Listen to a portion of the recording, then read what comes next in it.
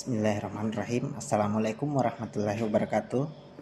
Nama saya Misbahuddin, peserta Latsar CPNS tahun 2022 Angkatan 11 dari Unit Kerja Dinas Pekerjaan Umum dan Penataan Ruang Kabupaten Mamuju dengan jabatan penyusun program anggaran dan pelaporan. Baik, berbeda dengan sesi sebelumnya, kali ini saya akan menjelaskan tentang learning journal dengan materi terkait berorientasi pelayanan.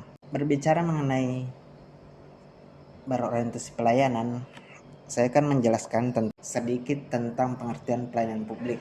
Pengertian pelayanan publik sendiri itu adalah segala bentuk jasa pelayanan, baik dalam bentuk barang ataupun jasa. Sesuai dengan Undang-Undang Pelayanan Publik, Undang-Undang Nomor 25 Tahun 2009 tentang pelayanan publik, pelayanan publik yang prima adalah pelayanan yang prima dan memenuhi harapan masyarakat, merupakan muara dari reformasi birokrasi sebagaimana tertulis dalam Peraturan Presiden Nomor 21 Tahun 2010 tentang Green Design Reformasi Birokrasi 2010 sampai 2025 yang menyatakan bahwa visi reformasi birokrasi adalah pemerintahan berkelas dunia yang ditandai dengan pelayanan publik yang berkualitas. Untuk mencapai itu, berbagai literatur administrasi publik menyebutkan bahwa prinsip pelayanan publik yang baik adalah 1. Partisipatif adalah dalam penyelenggaraan pelayanan publik yang dibutuhkan masyarakat, pemerintah atau seorang pelayan publik harus melibatkan masyarakat dan merencanakan, melaksanakan, dan mengevaluasi hasilnya. Kedua, transparan. Di sini seorang pelayan publik harus menyediakan akses untuk mengetahui segala hal yang terkait dengan pelayanan publik seperti persyaratan, prosedur, biaya, dan sejenisnya. Masyarakat juga harus diberi akses yang sebesar-besarnya untuk mempertanyakan dan menyampaikan pengaduan apabila mereka merasa tidak puas dengan pelayanan publik yang diselenggarakan oleh pemerintah. Ketiga, responsif. Dalam penyelenggaraan pelayanan publik, pemerintah wajib mendengar dan memenuhi tuntutan kebutuhan warga negaranya, tidak hanya terkait dengan bentuk dan jenis pelayanan publik yang mereka butuhkan, tapi juga terkait dengan mekanisme penyelenggaraan pelayanan, jam pelayanan, prosedur, biaya penyelenggaraan pelayanan. Wajib mendengarkan aspirasi dan keinginan masyarakat, kemudian tidak diskriminatif, tidak boleh membedakan antara warga negara yang satu dengan warga negara lain. Kemudian salah satu yang paling penting, mudah dan murah. Penyelenggaraan pelayanan publik harus memenuhi berbagai persyaratan dan membayar biaya. Untuk memperoleh layanan yang mereka butuhkan harus diterapkan prinsip mudah, artinya berbagai persyaratan yang dibutuhkan tersebut masuk akal dan mudah untuk dipenuhi. Kemudian murah dalam artian bahwa biaya yang dibutuhkan oleh masyarakat untuk mendapatkan layanan tersebut terjangkau oleh seluruh warga negara. Kemudian efektif dan efisien.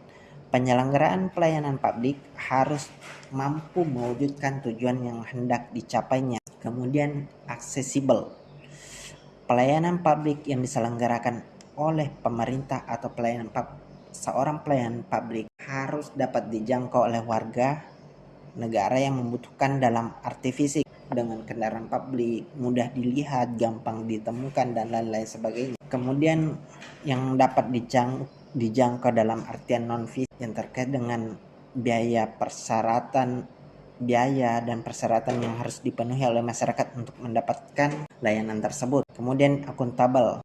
Penyelenggaraan pelayanan publik dilakukan dengan menggunakan fasilitas dan sumber daya manusia yang dibiayai oleh warga negara melalui pajak yang mereka bayar dan tentunya digunakan dengan sebaik-baiknya. Kemudian di sini saya akan menjelaskan tentang mekanisme budaya pelayanan prima. Pertama, budaya pelayanan akan berjalan dengan baik apabila terbangun kerja tim di dalam internal organisasi.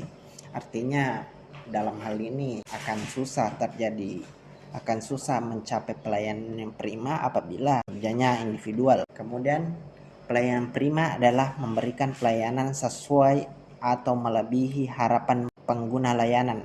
Jadi kita tidak terfokus ke pelayanan yang itu-itu saja, harus terus melakukan inovasi supaya seorang pengguna layanan puas dengan apa yang mereka terima.